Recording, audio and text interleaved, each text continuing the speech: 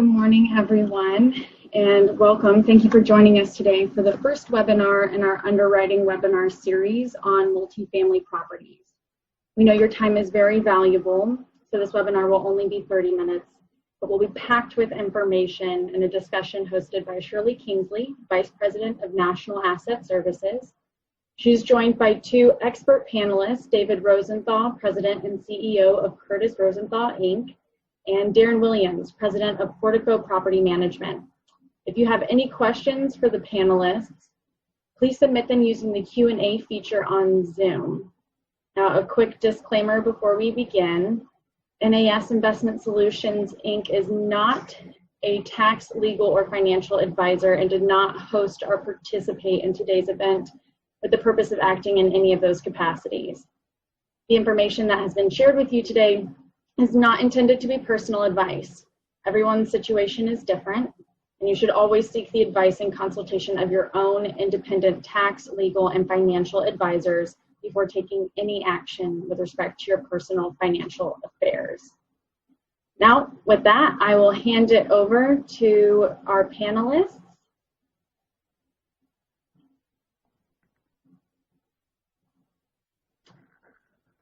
All right.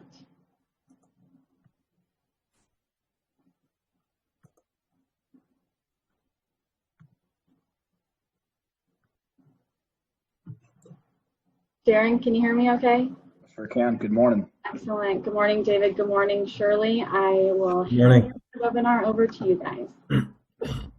Great. Good morning. Thank you, Roxanne. And welcome, everybody, from good morning, smoky California, and wherever you are. So thanks for joining. I guess the first question is, what is underwriting anyway? In the simplest of terms, it's really breaking down the components of the property's value and the potential return. So as asset managers, we're given a underwriting pro forma, so to speak, and asked to perform under those criteria. And sometimes they're really good underwriting reports and sometimes not so much. So underwriting is very key to establishing a business plan for the property, how it's to be operated, and ultimately the cash flow and distributions to you as an investor. So the panelists, I'm going to ask a series of questions and then get to questions that's been given to us to ask. There's 5 particular questions we're going to cover, and the basics of which is, in the asset class we're talking about today, is multifamily. So the basic question first will be, what is a multifamily community? What are its characteristics? How does it differ from perhaps an apartment complex you or your family have owned? And the next we'll talk about operations and how value and operations are so intertwined. And then key acquisition points, things to look at in terms of due diligence, what's most important, kind of the top 3. And then multifamily financing trends and how they're dealing with those right now in the light of COVID and everything else that's happening with our interest rates. And then lastly, we'll touch on when is the appropriate time to sell. So first out of the gate is to Darren. And Darren, if you can kind of break down what the heck is a multifamily community, and how do you operate it, and really what are the nuances and how does it differ from, say, just an apartment complex, smaller units? Sure. Well, thanks for having me. I think that they're kind of interchangeable. When you think multifamily, a lot of people just think apartments, and I think they're really close, Shirley. I guess in our portfolio, typically they are 100-unit is typically, not always, but typically kind of the threshold to get institutional clients. So kind of 100 to on up to 400 or 500. Shared walls, they can be many styles, garden style, which are kind of typical suburban. They can be wrap product or mid-rise or high-rise. But essentially it's shared walls, shared ceilings and floors, and a shared community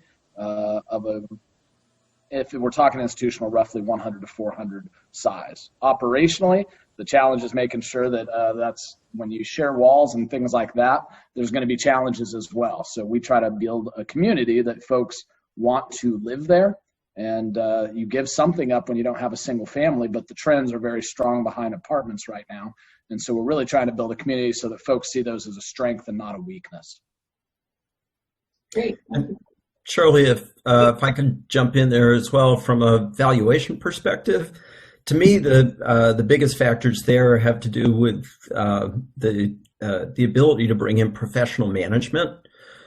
The larger apartment communities require professional management, and as a result, you tend to have people that have a lot of experience working in the field, who can develop a marketing plan, who can closely manage the operating expenses, and the investor base. And I'm sure we'll talk about this shortly. But the investor base then for this type of a property tends to be more institutional. It attracts a broad array of types of buyers, and that can be good for pricing. Agreed. And that's a great segue into the next discussion point, which is operations and how key of a role it plays into the value of the property. And we're influenced by so many different things as we operate these properties day in, day out. Weather being one of them, of course. Social influences, psychographics, how demographics change. So maybe Darren, if you want to take the first stab at that, how do you staff and choose people for the properties and work through the asset management plan to best value at the end of the day? Yeah.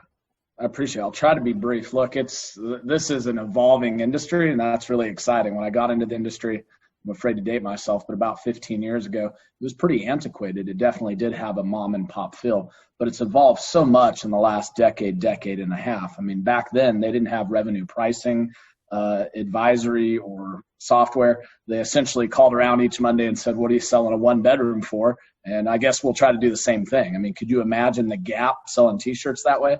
It's just not how it works. And so they've evolved so much. Because of that, the challenge is we have to hire smart, flexible people. It's really important. And if I think there's one issue in the apartment industry today from the operations side, is we don't have enough talent. You don't grow up thinking I want to be a property manager. You don't even know that's an industry. But the truth is, it's a fantastic industry. It's growing. It's recession proof. At least the operations part of it is, not development. You can't outsource these jobs to India. This is a really great industry, but not anybody goes into college saying this is what I want to do. So we've had to fight that bias and bring more talented people in. But not only is it evolved, we are starting to catch up. We don't just compete with apartment complexes. We compete with Airbnb now. And really, when somebody moves in, we compete with Amazon, Uber. Let me explain that. They're used to, your resident today is used to having everything at the touch of a button, and they literally can hit something on their app and Amazon delivers it the next day. That is what they're used to. They don't want to come and hear that they've got to write a check or fax anything. That's ridiculous. And so we've really had to evolve with that. I would say the number one challenge right now today is 10 years ago when you moved out of an apartment, if you were upset or had a bad experience, you told your mom or your wife. Today, with a couple of clicks of a button, you can tell hundreds of thousands of people. And so our focus really has been, it is great. Apartments are just buildings. We don't like to tell our clients that, but that's the truth. They're walls and doors and ceilings. That's it. And you can pick any backsplash you want, anything. But the truth is anybody can compete with that. You really have to have great customer service, because if you don't, they're not going to stay. It is a competitive landscape now. And the major MSAs like Houston, they drop 20,000 units a year. And so you've got to be competitive. They have to have great customer service. And that's really what sets you apart. That really wasn't the case 10, 12 years ago. Surely today it's a big deal. Agreed. David, what are your thoughts? Well, I'd love to pick up on where Darren left off. I think it really is very much a high-touch business today, particularly in the COVID world. The leasing plan is just essential. The unit mix of the property is important, but that's part of the physical plan. But the leasing plan, who are you targeting? How are you attracting them to your community versus somebody else's community? People have become much more discriminating in today's world. And if your units don't look fresh, if they don't have the the newest finishes in the kitchen, the bathrooms, the hard surfaces, the flooring. If you don't have the right air conditioning system to keep people comfortable, and frankly, to an extent, if you don't have some level of community engagement, some kind of programming on site in the larger projects, if you're not doing that, then you're not keeping up with the rest of the community and with your competition. And the other thing that's really important, again, from a valuation perspective, is just keeping in light of the importance of cash flow. It's keeping a tight control over your operating expenses. So if you're an operator who is managing quite a number of projects, you're going to have economies of scale because you'll have people on staff, you'll know how to operate, and you'll be able to manage your expenses probably much better than the sole operator or somebody who's operating a small mom and pop type project. And you need great internet, David. If you told me my community was going to lose water or internet for the day, I'll take water. Right? Yeah. Yeah, so true. I think we'd all be on the same boat with you, Darren. So David, in terms of this is something near and dear to our hearts here at NAS and its operations, but in terms of actually sitting down and putting to paper an appraisal and valuing a multifamily asset, and I'm happy to hear you applaud operations being right up there with a key component. What other aspects do you look at in terms of, say, deferred maintenance or capital expenditures, upgrades? How do you value those if they haven't been done? Is it a key to actually enhancing the value? And how do you put a value on those particular items? Oh, it absolutely is. And investors today, as I said, particularly for the larger projects, you have larger syndicated groups as well as institutional investors, and they are very discriminating. You can tell in a project as soon as you walk in about the care and attention that's being paid to the operation of the project. If you walk in and you see that the outdoor parking or the paved surfaces are all alligatored and don't look good, that's a good tip-off that the rest of the project is probably not being managed that well. That's a big red flag as an investor going in. That means you're going to have to spend a lot of money upgrading the thing. It also says something about the caliber of tenants that you have in the project. The nicer the project, the higher the caliber of the tenants, the less problems you're probably going to have, the better collections you're going to have, and probably the longer term of tenancy you're going to have as well. So it really starts at the very beginning with what does the project look like, what kind of shape have you kept it in, and it flows right the way through the entire management and operation of the project. And one other thing that I would throw in today, particularly in light of COVID and all the challenges going on, what's your unit mix? What we're finding today is there's much more demand for the family units, for 2 and 3 bedroom units, than for the 1 bedrooms and singles. Why? Because 1 bedrooms and singles tend to appeal to younger people, and a lot of them are losing jobs and moving home with mom and dad. Mm-hmm. So the market's a little softer on that front, but the 2s and 3s, they're families and they need a place to live. Mm-hmm. So a lot of factors to consider. Absolutely.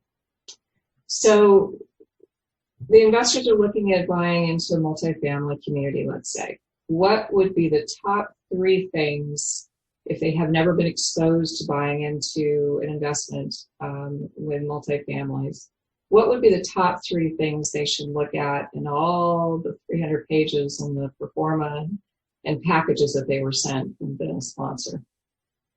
Well, for starters, location.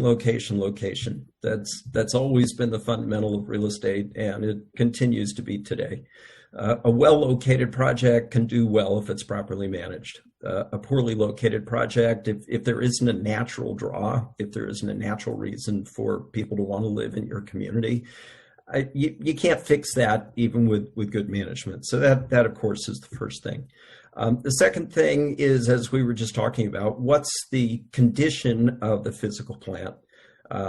Is this a project that will require a lot of capital expenditures to bring it up to current standards? And that's both in the common areas and also in the individual units. Has the existing owner been doing a good job of upgrading the units, and have they done a good job of it? You know, some operators do a better job than others. Some have a better taste for style and quality of finishes that really meet what the market's looking for, whereas others, they really kind of miss the boat. So that's a very important thing. The last thing I would really look at, again, is that unit mix. Is it a mix of types of units? Because that's something you can't change. But is it a mix of types of units that fit the current community and the current market times? There are communities, if you're looking at student housing, well, that's going to require one type of unit and one type of finish versus something that's a blue collar family type of project. So you really have to understand the local market and understand the type of project to make sure that there's a fit between the two. Mm-hmm. Agreed. Darren, what's your? I thought David nailed it, so I don't have much to add. I would have agreed on all three of those. I would say, I was thinking about this before the call, Shirley.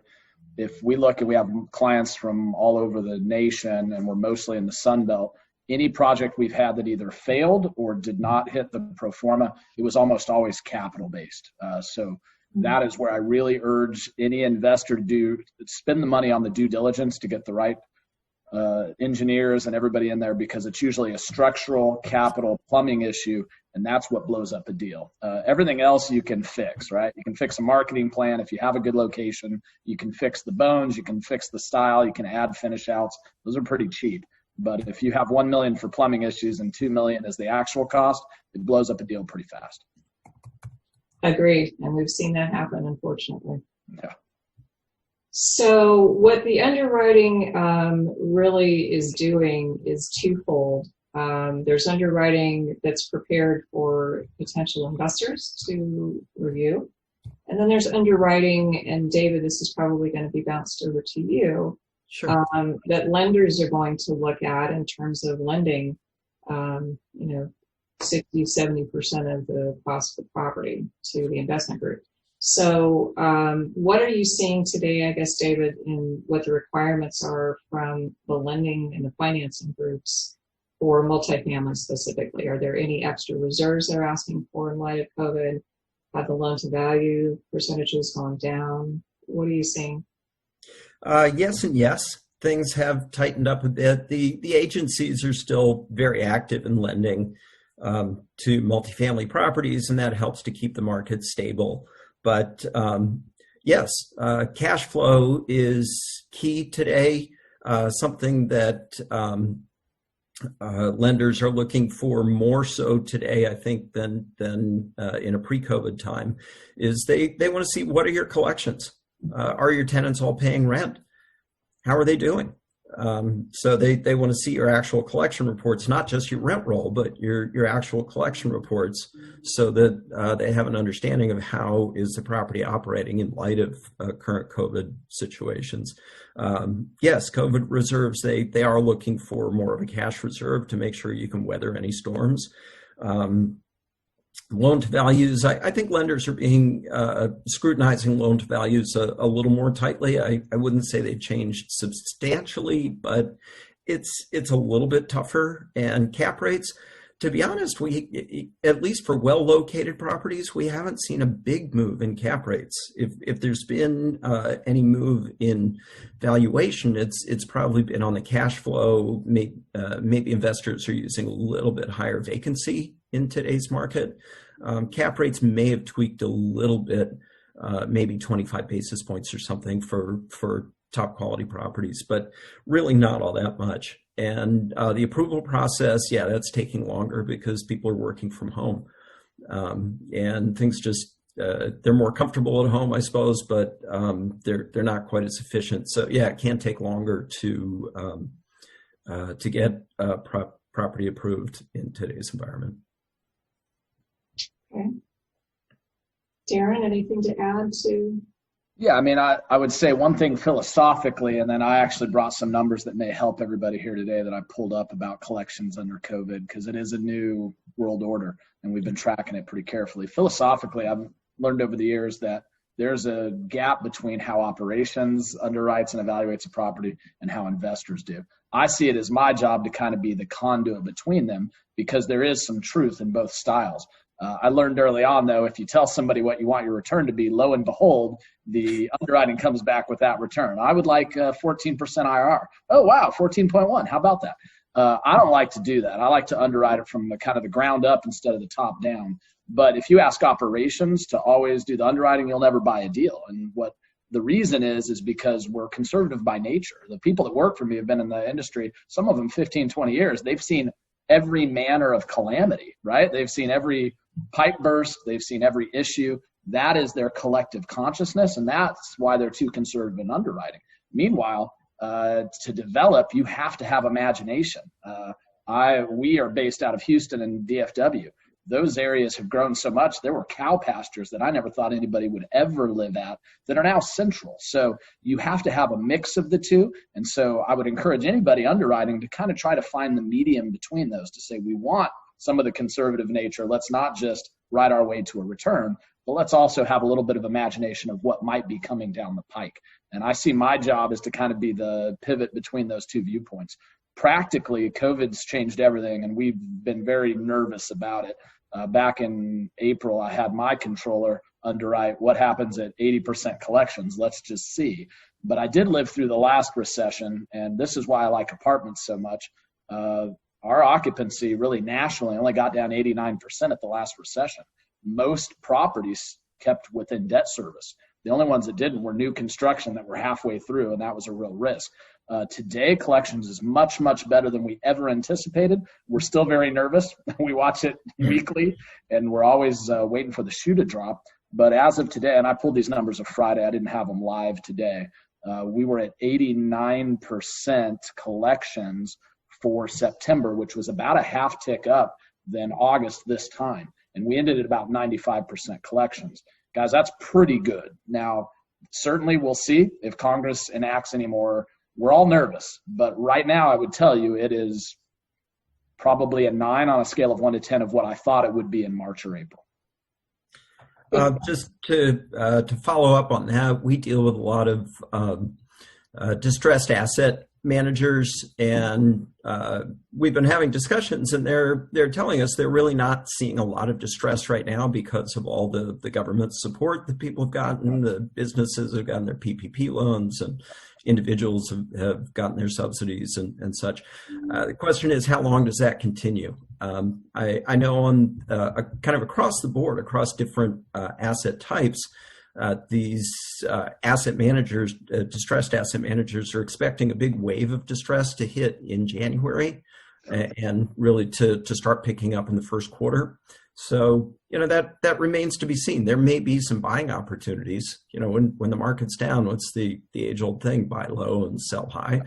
I know a lot of people that actually did very well buying in 2009, 10, 11, when the market had gone down. And I think there will be some opportunities coming up when some of these subsidies go away and we find out what people really have in their individual reserves. So just something to watch for. Agreed. Good segue. Last question, when to sell. So I try to boil it down to just 2 factors, and maybe they're obvious, but you're an investor, you've had the property for 6-7 years, loan is getting ready to mature in a few years. What are the parameters that would drive you, Darren, to sell the asset? It's such a broad question, and there's so many variables, I would hate to say, because each individual is unique in what they're trying to do. I would simply say that there is a cycle for apartments, right? I mean, there are capital. You buy one brand new and fresh, your capital investment those first couple of years are very, very minimal. But roofs and water heaters and air conditionings, I encourage all our investors, and we help them do this, you put it on a schedule. And you say, all right, what's coming up? Where are my great cash outlays? And then you just look at your return and what you need for other investments and what your holistic viewpoint is and say, all right, I know these are coming, Do I take cash flow and pay for them, and do I still believe in where we're headed, or do I need to take some of the chips off the table and maybe go recycle them? So hard to say. We would never tell a client what to do, but I always encourage that's really what drives it, is where the market's headed. And if, per David's point, if you have a good location, you're usually in good shape. But what are the capital outlays? If a roof's coming up and a replacement, do you want to spend that money? How long are you staying in it? And those are the things you need to really be cautious with and understand as you make that decision. Mm-hmm. David? I think that's spot on. I would add to that a few things. One is tax driven. Have you used up your depreciation?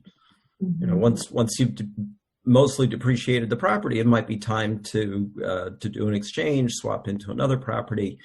So that's something to think about. Another is if there are demographic changes or some kind of fundamental changes going on in the community that make the outlook for the asset not as bright as it might have been in the past.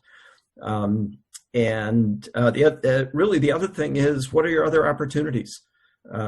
Do you have another investment that you could move your funds to that would perform better than this asset? If so, it might be something to think about. If not, then it might make sense to just keep going where you are. But as Darren said, keeping in mind what your capital outlays are going to be going forward. Always key during the hold period too, and important as you're coming into the property, back to the underwriting principles, to make sure that you've set aside some cash reserves. Even if the roof's in great shape, you never know. The air conditioning units could go out, something could happen. So it's always a good principle to follow to make sure you've got some cash reserves coming into the asset. And that's been written into the business plan. So if there's nothing else, Roxanne, I think the questions have been run through. If there's any questions that you've received from our viewers. Thank you, guys. I think we have gone over almost everything that we've received as far as questions are concerned. But if you have any viewers, if you have any other questions, please submit those via email, or if you have them now, you can send them to the Q&A feature, and we will be sure to get back in touch with you. Thank you, Shirlee, David, and Darren, all for being here today. And I'll let everyone know a recording of this webinar will be available on our website within about 24 hours. That's nasinvestmentsolutions.com. And you will receive a brief survey via email after this webinar, and we hope you take a minute to let us know your thoughts. So thank you very much. Thank you, everyone. Thank you. Thanks all. Stay healthy and safe. Yes, you as well. Thanks.